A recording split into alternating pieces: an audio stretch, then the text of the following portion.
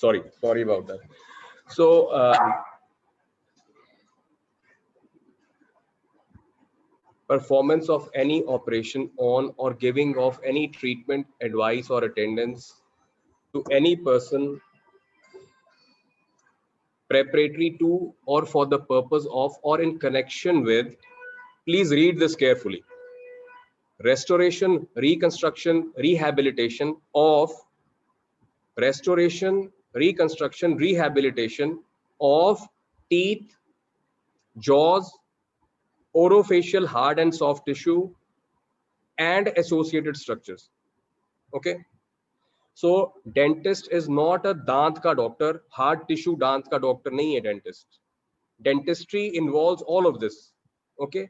Please don't be naive in asking me that am I supposed to do injectables? Of course, in the area that you are working, if somebody has a hypertrophic masseter और उसकी filling करनी है आपने, don't ask me, ask yourself. You will send that person to a skin specialist.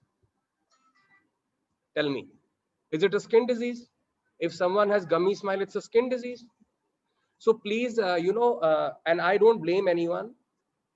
We have a very strong lack of proper training in colleges.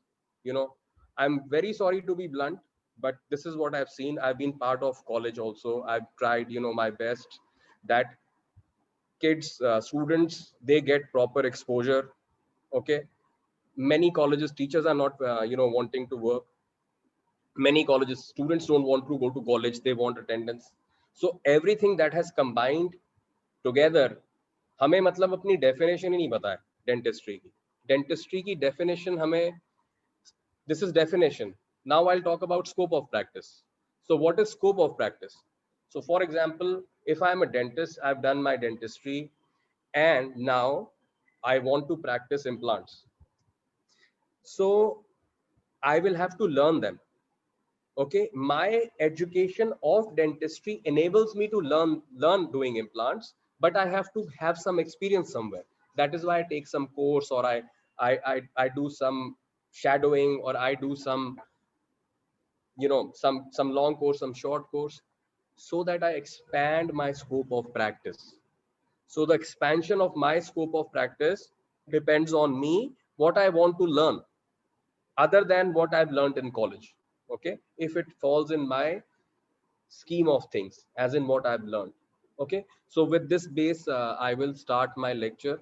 I'll not go very deep into this, but so talking about lasers today, I won't be talking about basics of lasers or something. I'll be showing you cases and what all can be achieved with lasers. So mainly there are two types of lasers. One is a hard tissue or all tissue laser, and one is soft tissue laser.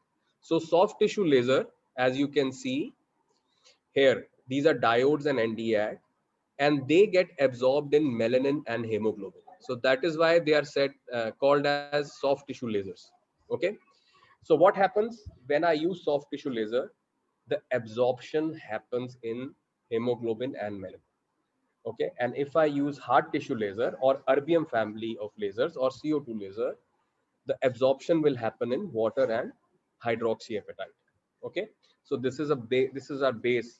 The absorption molecule will dictate what kind of use a laser will have. Okay, so I'll primarily talk about soft tissue laser now.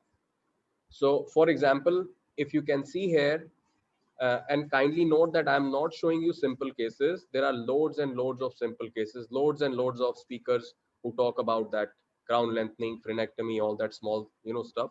I'll talk about a little bit more advanced stuff so that you understand how big laser is for dentistry. Okay. So for example, in this case, we had, a patient with leukoplakia, white patch, and we did toluidine blue test, and the stain, the dye remained there after cleansing. So a biopsy was done. As you can see, there is no bleeding here. Okay. If it had to be done with a blade, we would require an oral surgeon to do it, and special, the patient probably might not be done in an OPD situation. Okay. So but with lasers, as you can see, this is how the biopsy was done. This leukoplakic patch was here as well, and this is healing after 10 days. Okay, so laser gave me the freedom to work on the tongue without any fear of, you know, just imagine using a blade here. Okay, just imagine suturing here after that. So if you see again, this is a case of, it's a varicose lesion, and it turned out to be a varicose carcinoma. We did a biopsy. You see how neat and clean the incision is. There is no bleeding here. And if we use right parameters, our biopsy will also come out, there will be no problem. So I've done a it's in process actually, been doing a very big study on, you know, different parameters for, you know, doing biopsy with soft tissue laser, so that I don't have histopathological artifacts. Okay. Then if you can see here, this is a mucocele on the floor of the mouth at the base of the tongue. Again, if I have to use um, a blade, you know, that complicates the situation quite a lot. Okay. So if you can see, I've used laser here, and this, after the removal, you can see it's totally bloodless. A vascular lesion, this is a vascular lesion, as you can see, and after removal you see that it's totally bloodless, and 1 week post-op healing. Again, a vascular lesion, so I have removed it in toto, done a biopsy. This is how it looks post-op, this is how it heals. Okay, 1 month after. Now, the previous slides had contact. I had contacted the lesion, I had touched the lesion so that I could remove the tissue. But I can also, as you can see, I can also, without cutting the lesion, I can do it in non-contact mode. And since the laser gets absorbed in hemoglobin, so you can see the laser got absorbed, this turned white, and in a week's time, there is a resolution of this lesion completely. Then, uh, uh, for example, I'm doing a lot of work with chin implants, and on the contrary to using a blade, which is done from outside, you can also give an incision from inside with laser. Okay, so you give an incision inside, you put an implant, you drill, make this, put the screws in there and suture it inside. This makes us have a no scar incision. So if you've seen a lot of plastic surgeons, they are giving an incision from outside. So usually the patient will have scars, okay, on the outside. So as a dentist, I can give an incision intraorally. I'm much more comfortable. I'm doing block grafts and all also for implants. So this becomes a relatively easier surgery, quick to heal, and also scarless. Then you can see again on floor of mouth, we have hyperplastic tissue. So this is how it is removed. This is how it heals. And you can see the ridge now, and we can make a denture here. Of course, depigmentation, crown lengthening, amazing results. We can have it both with contact and non-contact mode. Then we have certain, certain things which a general dentist normally ignores. For example, you can see, some recession here. And soft tissue laser makes it, very easy for me to give, layer by layer incision. So I'm very comfortable, and it's easy for me to give a partial thickness incision and bring the flap down. And as you can see here, because of the use of laser, the pigmented part is gone. Okay. Then we have gummy smile. Gummy smile is basically, since we all know that smiling is a function of upper lip elevators, for the upper lip. And, when we smile, so we have this muscle, levator labii superioris, equinasi, levator labii superioris, zygomaticus major, minor, and major. So when they're hyperactive, or due to other reasons as well, I'm not going deep into those reasons. So we can have a gummy smile with thin lip. Okay, whenever the patient smiles, the lip becomes thin. So when I have to do a gummy smile reduction surgery, my first step would be to relax these muscles with botulinum toxin or Botox. So first I will relax, then I will perform my laser surgery. Why? Because if I do not relax these muscles and I do the surgery, the muscle will become more stronger because the area is reduced now. Okay, and it will lead to relapse. So lip repositioning surgeries would lead to a lot of relapse. Okay, so doing Botox, relaxing the muscle, then doing the surgery would prevent that relapse. So if you can see here, so this is before after with Botox. You see the thin lip here, and then it goes down, and you see the nasolabial fold also improves. And this is after doing laser lip reduction. This is before, this is immediately after, this is after 2 weeks. This is before and after. And you see now, I am marking beforehand the area that needs to be reduced. I use laser to give an outline marking.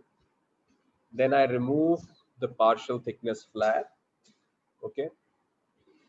And then I induce bleeding with a blade before I suture, because we need a little bit of bleeding as well so that the wound heals properly. So you can see again gummy smile reduction before and after.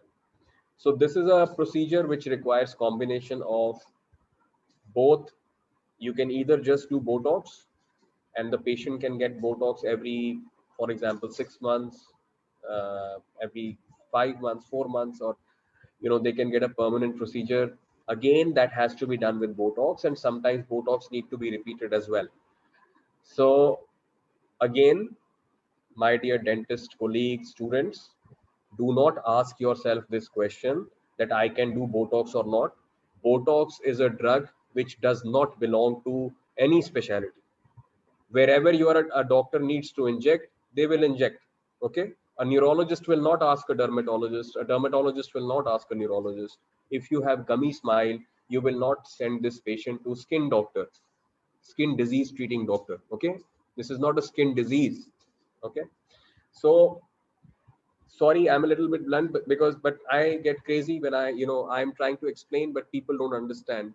So we have to go back to basics. Try and understand your आपने जो degree ली है, your degree's definition. A lot of people do not even know that definition. What is a dentist? They don't know what dentist is. What is a job of dentist? Okay, so anyways, this is gummy smile. And then we have lip reduction procedures. For example, in this case, you can see that there is a little bit asymmetry. There is a bulge on one side. This was a cleft lip case, and uh, the bulging part was removed with laser. And if you go to Instagram, I have a video also. I did not put video here because it's a little bit complicated with Zoom, so you can have a look at this video, how the laser was used to remove this bulge. And then after healing, it was completely, you can see it's, very nice result here, very nice symmetry. You can see here, this bulge was removed. Okay. Then we have buccal pad fat removal, uh, where, as you can see here, uh, there are different locations where you can give incision. I usually prefer to give incision in the vestibule. And you can see one small nick. One small nick is given, not a long incision, one small nick. Then you take the artery forceps, go inside, get hold of the, buccal pad fat and remove it. You can see this, fat coming out. Again, I have this video on Instagram. You can, go there and have a look. And you can see before and after, difference. This after picture we've taken after 3 months, so don't expect an immediate result. It takes usually 3, 4, 6 months also, up to 6 months to give a very decent, result. Um, then coming to therapeutic Botox, TMJs, as we know, they are uh, primarily, it's a very common, it has a very, very large incidence and prevalence. And, it's something which is very complicated to understand, very complicated to cure, very complicated to treat. And, if you understand the TMJ properly, it's a whole cycle, which is basically starting from your teeth, your chewing, pattern, to your muscles of mastication, to your joint. So it's a whole cycle which is connected with your brain. Okay, so it's a whole cycle. And, again, TMJ is not a skin disease. It's a disease that a dentist needs to take care of. Okay, no, it's not a skin disease. So if a patient comes to you, you are responsible to take care, to find out what kind of problem the patient is having, palpate the muscles, feel it, and give them options. If you do not give options, that means you're not competent. You've not made yourself competent to take care of these problems. Because, at TMDs, as we know, they have a multifactorial, causative, there's so many factors involved.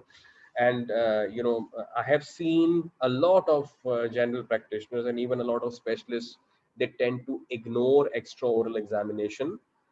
They tend to ignore to palpate and feel, the muscles around.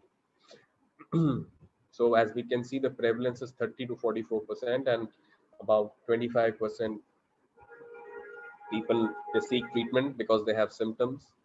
And there's a long list of, treatment modalities for TMDs, starting from conservative to aggressive. But, Botox has been one lifesaver in terms of breaking the cycle.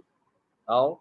Because Botox will relax these muscles, and they in turn will put less stress on the joint. And so the whole cycle would be broken, and we will have symptomatic relief, to the patient. So usually we give Botox in masseter and temporalis, and, it depends, the dosage depends on the severity of symptoms, pain distribution, patient's response to Botox. And, we'll not go into dosage part, but, so and one more thing, I note a lot that, we have to understand, when you study anatomy and, you see, the strongest part of masseter is in close proximity to the jawline, close to the mandible. This is the strongest here, the lower third part. So a lot of people, they are injecting Botox here, and sometimes, this Botox can go into buccinator, and we can have side effects. So proper marking of your masseter is very important and crucial when we have to treat masseteric hypertrophy.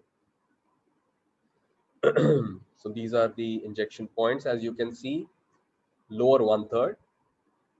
Then we have temporalis. Again, for temporalis, we ask our patient to clench.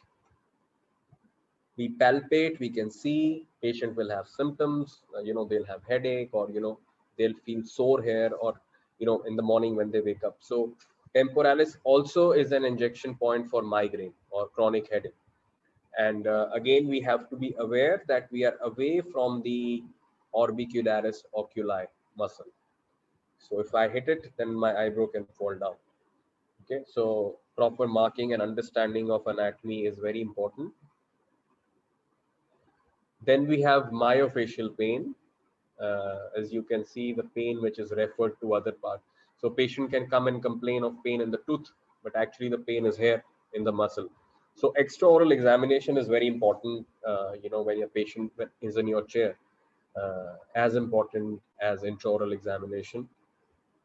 So another example of myofascial pain, radiating pain, another example. Then we have bruxism, which is a dystonia. Okay, and Botox is it's really magical for dystonia. And bruxism, of course, we all know and understand that it can play a very crucial role in prosthesis, in terms of attrition, in terms of symptoms like headache, soreness of muscles of mastication. So it needs to be addressed accordingly. But Botox will break the chain of reaction, will relax the muscle, and will lessen the damage, will control the symptoms. Then we have mesenteric hypertrophy. Again, Botox will relax masseter. Also, functionally, and if I inject in masseter, my jawline will become thinner. My face will look slimmer, as you can see here. This is bulging masseter, and once it's relaxed, of course, we can even combine fillers here and make the face look much more leaner. Then we have situations like hemimasticatory spasm. Then we have hemifacial spasm, uh, you know, half side spasm. Then we have asymmetric smile, for example. Then we have excessive salivation, which is called as siloria. So here again, Botox will help in production of saliva secretion. So these are the points where we inject Botox, uh, and so in this, for excessive salivation, we inject type B Botox. So Botox is of usually two types, type A and type B. So type B is something which is used for excessive salivation. Then we have Bell's palsy, facial palsy. Again, I have some cases on my Instagram, some videos. I'm sorry I didn't put videos here because it complicates the whole situation. I have to turn here and there. So facial palsy, I'm doing quite a lot, and it's giving wonderful results. So basically, what happens is that half side of the face becomes paralyzed. So the other half becomes more aggressive, and it pulls the half which is not moving towards its side. So we relax half side, and we try to bring in symmetry, to the patient. Then we have trigeminal neuralgia. A lot of studies have now come in, which is showing promise for trigeminal neuralgia with Botox. And as we all know, trigeminal neuralgia is associated with trigger zones. There are specific zones which trigger electric shock-like feeling. Okay, and so there are different ways of injecting for trigeminal neuralgia. We can even inject in all the three trunks, all the three branches in the trunk, or we can mark the area, we can map the area, and we can inject Botox in that specific area. Then after maxillofacial traumas, fractures, we inject Botox, especially temporalis and masseter, so that once you do an IMF or once you plate, the facial muscles, they relax. There is no stiffness, not strong movement, and the healing takes place in a much better way. And then for implants, when I do implants, before loading, I will relax masseter temporalis so that I help in bone training. Okay. So when I put an implant and I load it, so suddenly the implant takes a lot of stress, and we accept the fact that because of this we'll have some sort of a resorption of bone. But what happens if we take the load slowly every day? So when I relax this muscle, I'm not able to bite so hard. So when the Botox will finish, slowly, every day the muscle will become stronger. And this is called as progressive loading or bone training. So this helps my implants to be, taken up in a proper way, good bone around the implant, good strong foundation for the implant. Then we can use it along with orthodontic therapy to relax the hyperactive muscles, mentalis, for example. Then in mandibular trismus to relax the muscle. And I have been using Botox also after doing perio surgeries, flap surgery, for example, any sort of surgery, soft surgery, gingival surgery, because when I relax the muscles, there is not excessive movement. And what is the key for a successful uh, after successful surgery, to make the surgery successful is uh, the less movement that I have, the less working of that area. Okay. Then I have some filler cases to show you before after. So this is a case where Botox and filler both were done. You can see here the lines are gone. Filler has been done. The face looks much more smoother, much more contoured. So you can see here, see the chin, and this is the I marked the area where I've worked with fillers here. You can see this part and Botox here.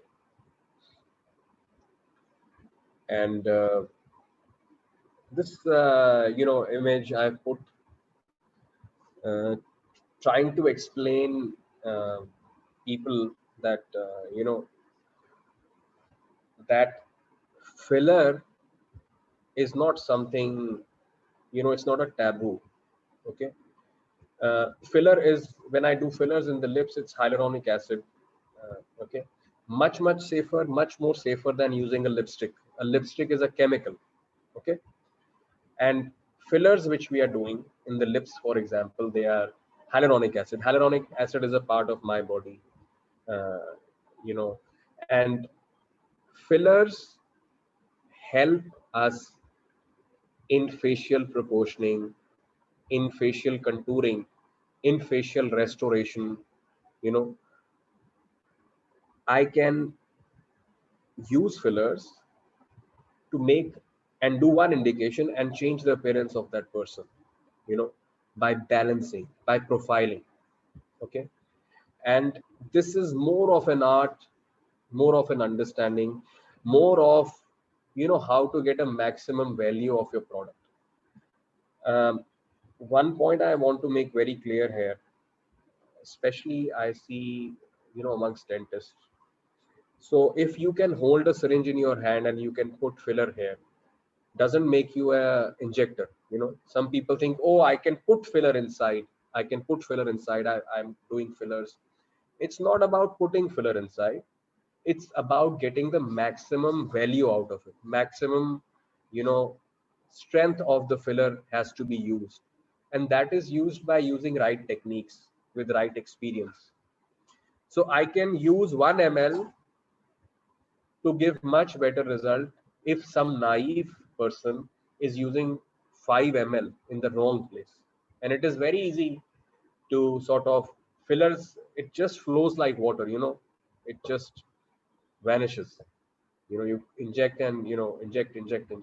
So doing 15 ml or 10 ml is not a heroic, it's actually a lack of sense of being able to get that kind of a result from filler.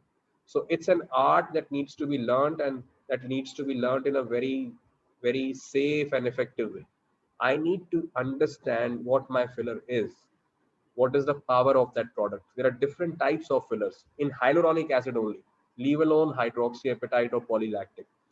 So there are monophasic fillers, there are biphasic fillers.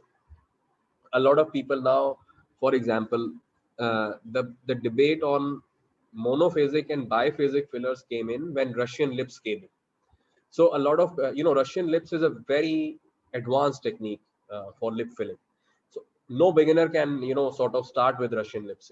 It takes quite a lot of experience to first do normal lips and then do Russian lips. Why? Because when I do Russian lips, I will put my needle just below the skin, just below the skin, and give product just below the skin.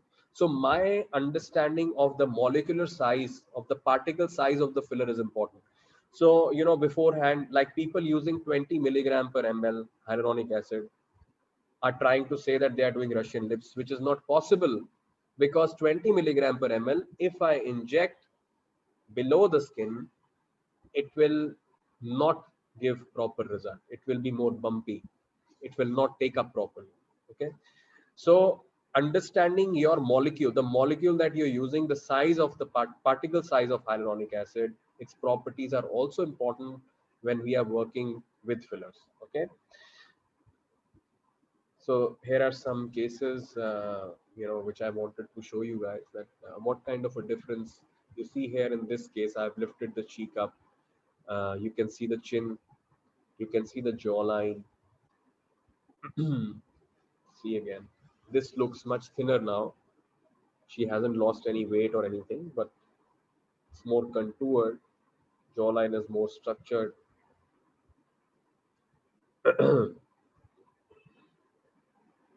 You can see the lips before after.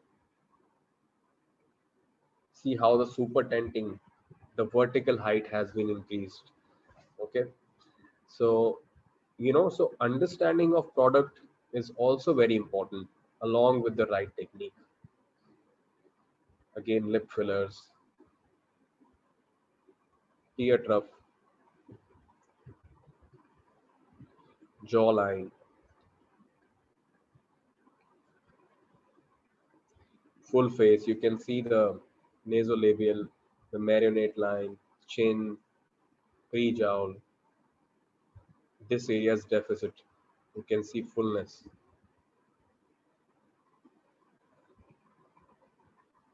See this. This is polylactic acid. You see the bulge here and see it after. And see how the skin becomes so much brighter and better.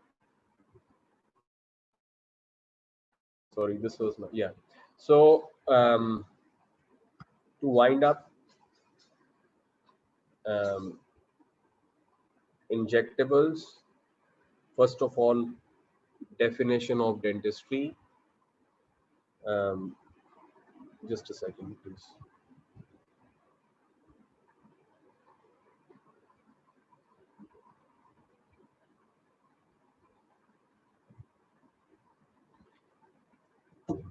First of all, definition of dentistry. You are studying dentistry for 5 years.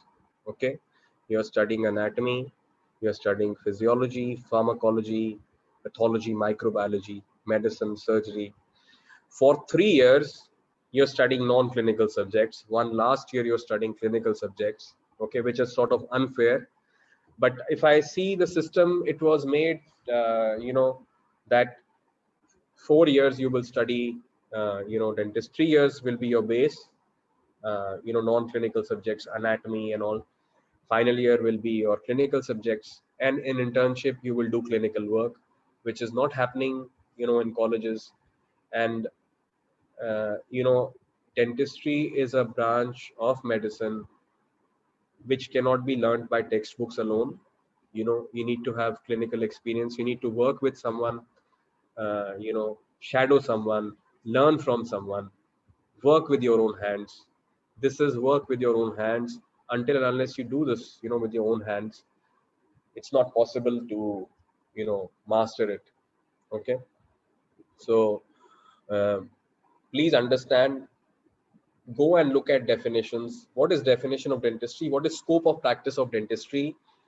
And you know um, have a wider horizon. I will, I keep on urging my seniors, um, senior professors that I meet to, it's very important that our students are taught many more things than just, subjects. We need to understand ethics. There are no ethics, involved these days. I see, people just taking awards, getting their, names published in newspapers, paying money for that. Pay money for learning skill, and you don't need to get your name published or get an award from some, you know wannabe company. Okay. You need to learn skill. Skill is your friend. Skill is what makes you. And you need to practice a lot. And in internship, you need to do clinical work. Okay. Only then you'll be on the right path. All right. um, we'll end the topic. I tried to make it as brief as possible, just so that you can have a decent idea. Um, and if you have any questions, you're free to ask me now, or you can follow me on Instagram, or you have my WhatsApp number. You can even message me later on. Yes, sir. So thank you for such a beautiful session. And thank you for making such complex topics easy for us students to understand. And honestly, the session in a nutshell was all about the magic of laser dentistry. And it really widened our perception about dentistry in general, I think. Yes. And Mhm. your passionate words gave us a lot of confidence, not just me, I think all of us Thank, present here. thank you so much. See, the thing is that I don't blame anybody but ourselves. I think we lack very massively in teachings in college. Uh, What? we lack a lot in teachings in college, actually. So just a second, I think Yes, someone yes. Mhm. unmuted accidentally. Yes, sir. Sorry about that. So just by understanding what is definition of dentistry can make a lot of difference to begin with. Okay. So what you study for 5 years, you must know what you're studying and what your scope of practice is for the starters. Yes, sir. Yes. And and even the cases, the before and after pictures, that recovery is possible with such minimally invasive techniques in laser Of course. dentistry. This is what I tell everybody that, if I talk about Botox and fillers, they are, if I compare dentistry is really difficult, like in terms of getting, work. Our work is very difficult. We work in very small area, confined area. Root canals, for example, it's very complicated. You cannot even see them properly, right? And Yes, sir. working with Botox and fillers is probably 1/10 of what dentistry is. But we have been made scared. People have scared us. People. It's been so much misinformation. A lot of people, when they hear about Botox and fillers, the thing that comes to their mind is dermatologist. I have no offense. No Yes, offense. They are also doctors. We are also doctors. Botox is not a drug for treating skin disease. Okay. Botox does not treat skin disease. It's not a medicine for treating skin disease. Number two, filler is not a dermatological drug. It's a medical device, like your implants. Your implant is a medical device. Hydroxyapatite you are using for sinus lift is a medical device. So dermatology वाला कुछ नहीं है Botox और fillers में. Okay. अगर dermatology वाला होता तो आप अपने क्लिनिक से पेशेंट को एलए लगाने भी डर्मेटोलॉजिस्ट के पास भेजते, because the needle will piers the skin. Okay. Tattoo artist भी भेजता है एलए लगा. You try to understand. It's not. Why don't anesthetists start fighting with us that we are anesthetists? Or orthopedicians, they tell us, no, you cannot do implants, it's a bone. We will do implant, you only put a tooth. You understand? yes, sir. Dentistry has a very huge scope of practice. Mm. Yes. Yes, sir. And even that this focuses on improving the quality of life, unlike many other fraternities. I mean, no disrespect, but it really improves the quality of life. And thank you so much to take time out for us from your busy schedule and enlightening all of us. Most And welcome. with that, we'll open the forum for questions, sir, if that's Sure, okay sure, with sure. you. So the first question is, after the removal of oral lesions by laser dentistry, as you mentioned, do they require sutures? 90% no. If I feel that there can be some food lodgement there, if it's not self-cleansing, then only I suture. I will not suture otherwise. I let it heal secondarily. Okay. Mhm. What, according to you, is the better place to study laser dentistry, India or abroad? नहीं, एक मेरे को ये question, it's a good question, but मुझे एक बात नहीं समझ आती कि सीखना अगर आपने है तो पेशेंट पे वर्क करना है, तो अब्रॉड और इंडिया में क्या फर्क है? यहाँ पे ज्यादा पेशेंट नहीं है? Yes, sir. What about abroad makes you What is it about abroad? Nothing. If you go and work abroad, that's another story. You will get paid well. Okay? पर सीखने के लिए अपने कॉलेज में काम तो करो पहले. College Yes. में इंटर्नशिप में केसेस तो करो. I have been in college. I have been a part of college. I have tried so hard that students, they attend classes, they do clinical work, they work in internship, they learn as much as possible. That time you are holding another books, PG books. Then you don't get PG. See, I am talking about a bigger picture here because I see a very dangerous trend happening. ठीक है? क्या dangerous trend है? College लगाना नहीं है या कम लगाना है या क्लिनिकल केसेस नहीं करने क्योंकि बीडीएस की वैल्यू नहीं है. ये सोच लेना पहले, right? We have Indian audience only, right? Yes, sir. Okay. उसके बाद इंटर्नशिप में भी या आप लोग आप पीजी की तैयारी कर रहे हो या आप मस्ती कर रहे हो, केसेस नहीं कर रहे. Then what will happen? Who will teach you? People, the teachers who don't want to teach, they are giving you attendance, good marks. They are not your friends. Later on, you realize that they were not your friends. They were not so good. You have to learn your skill. Dentistry is a skill job, right? Yes, sir. It's a skill. It's a hand job. जितना आप काम करोगे, जितना आप उसमें practice करोगे, वही आपके काम आएगा. अगर आप वो करोगे नहीं, डेंटिस्ट्री को बोलते रहोगे ऐसे ही है, उसके बाद पीजी भी नहीं है, पीजी करनी थी, ये करना था. You don't need to do PG. If you know work, if you learn work, okay? And India is much, if you want to learn hands-on work, nothing better than India. No? Yes, sir. बाहर क्या special हो रहा है इतना? Nothing. The next question is, I would like to ask how many years to complete your dental aesthetic course that you have attended. Do you have any link for this kind of courses?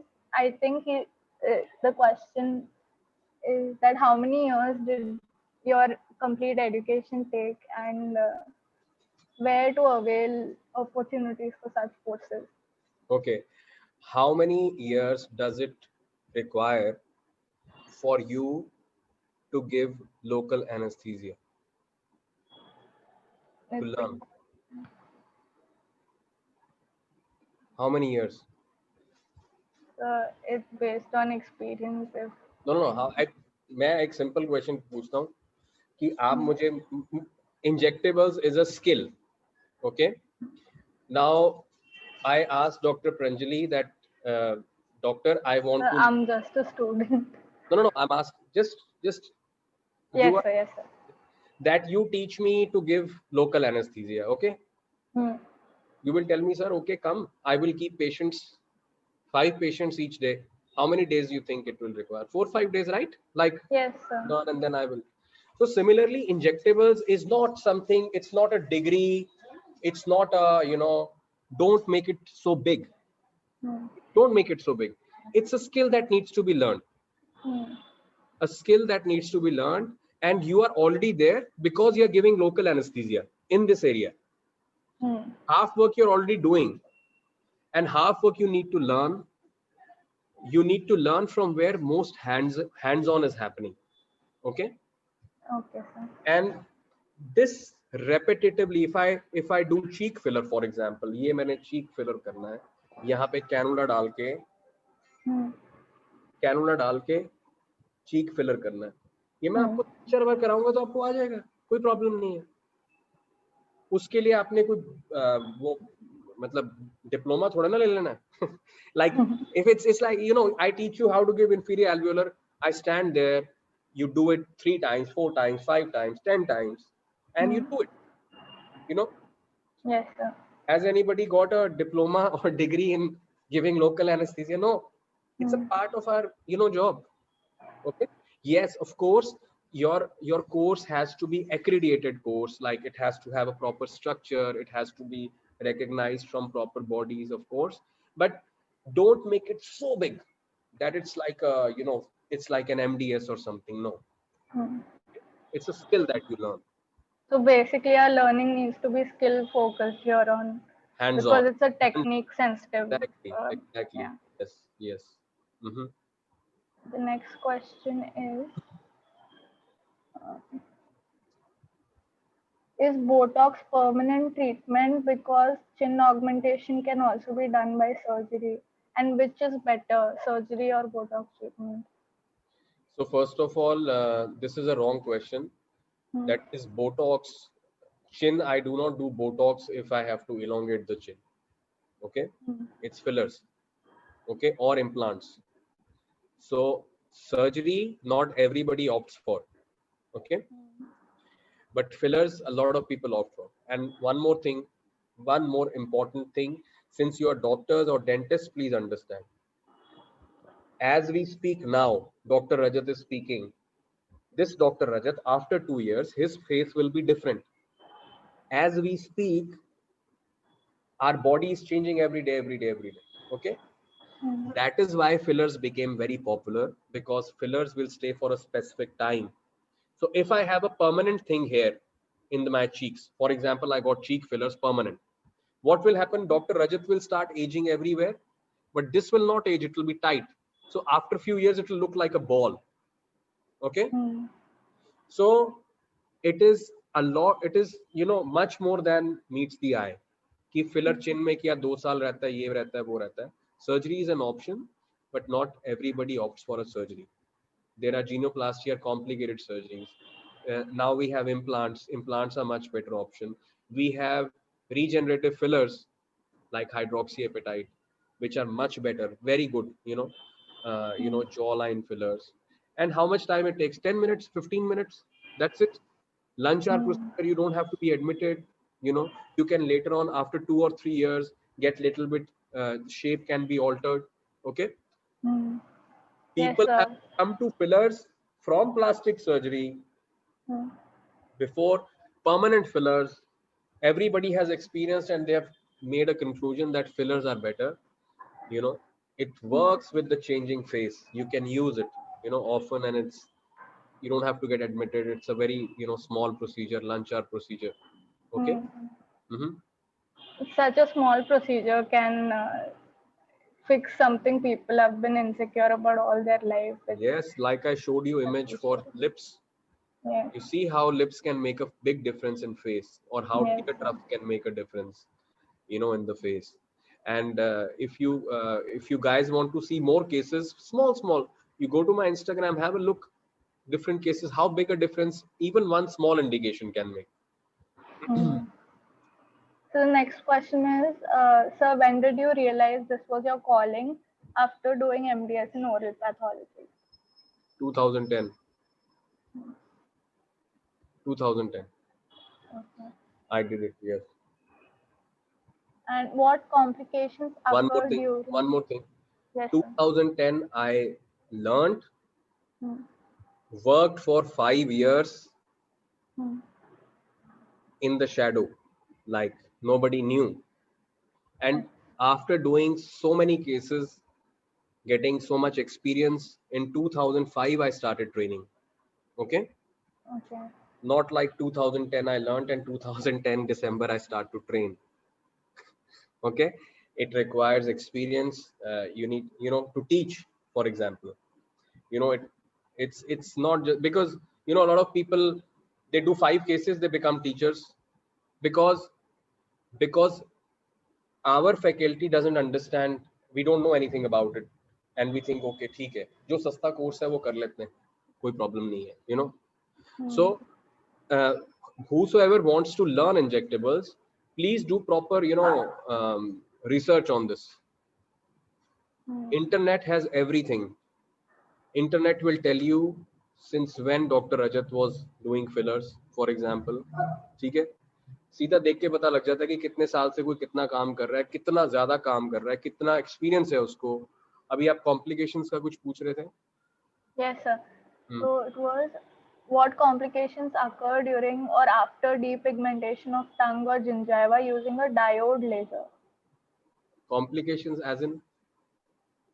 Uh, so it's in the chat box. So Hmm. okay, it's okay. We'll move on to the next question. There is no complication per se. If you use wrong energy, if you use very very high energy, then we can have but it's not happening like normally, no complication per se.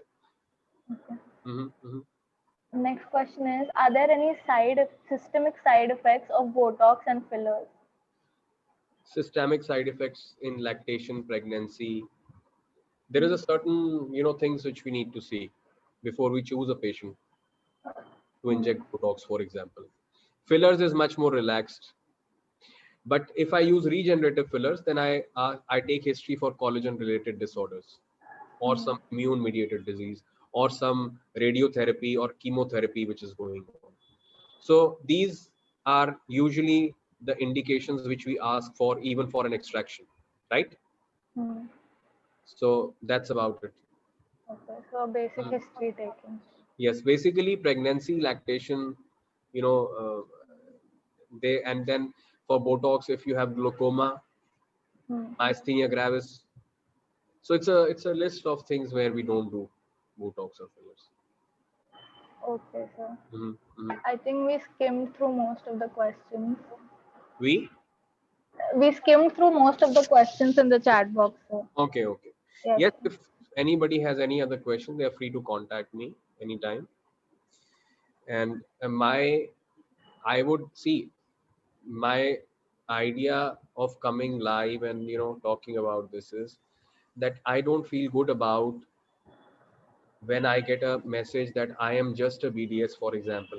Somebody says I'm just a BDS, or I feel bad that we are not even, हमें यही नहीं पता कि dentistry का scope क्या है practice का. हम 5 साल इतना आपने Hmm. इतनी फीस पे की है, आपने 5 साल इन्वेस्ट किए हैं to learn something, and it's a shame not on probably you, on probably the system which is not telling us like how we are supposed to sort of do things. What is, what are we supposed, what are the objectives of learning dentistry? Just imagine one thing: 3 years we are studying basic subjects, right?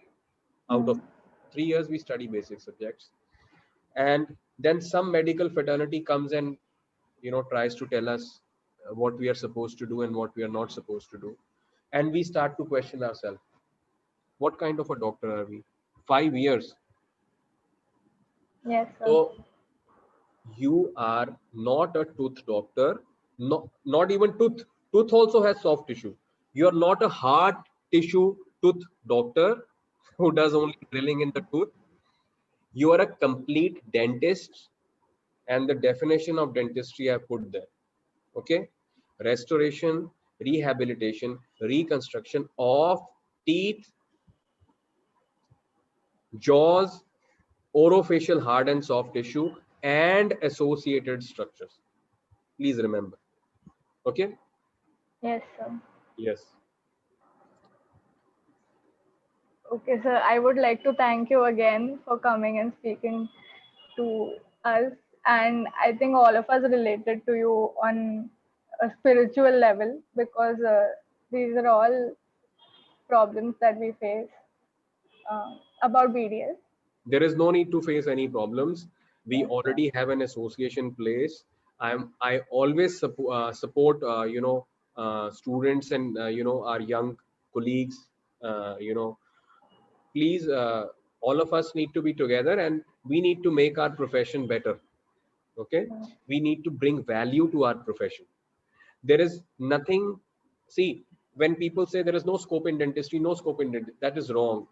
There is no scope in over, for example, everybody wants to do RCT only. We need to sort of segregate, we need to sort of see what options are. Agar aapne dentistry ki hai, you can also work in in the industry. You can be a you can be you can be dealing with the products. You can be product specialist, you can do some research. There's quite a lot. The problem is that we just want to follow each other. अच्छा वो endo कर रहे हैं, मैं भी endo करूंगा, like that. You need to open your mind. Dentistry is a wonderful profession globally, and we have many options. Not everybody needs to be a clinician, or not everybody needs to know everything. You have to mark your areas, you and then do a good job. Problem क्या है कि skill वाला काम ज्यादा कोई सीखता नहीं है. ठीक है, सर्टिफिकेट चाहिए, सिर्फ न्यूज़पेपर में नाम चाहिए, या अवार्ड चाहिए। ये तीनों चीजें आपको नहीं लेनी है, आपको मिलेंगी if you do good job. Don't waste your parents' money there, okay, to get an article published or to get an award. Best, I don't know what best. Your patients will tell you best. Not some, I am not against anything, please understand. But ये mindset change होना बहुत जरूरी है. आपके पास patient आपके skill की वजह से आएगा, कोई सर्टिफिकेट और अवार्ड के लिए नहीं आता. आपको किसी पेशेंट को पेन होगा तो पेन रिलीफ के लिए आएगा, किसी को चीक लिफ्ट करना है तो चीक लिफ्ट के लिए आएगा, राइट? एक बार सर्टिफिकेट देख के कोई आ सकता है, but if you don't do a good job, nobody will come back. Okay, so put your focus in skill enhancement because our profession is skill based.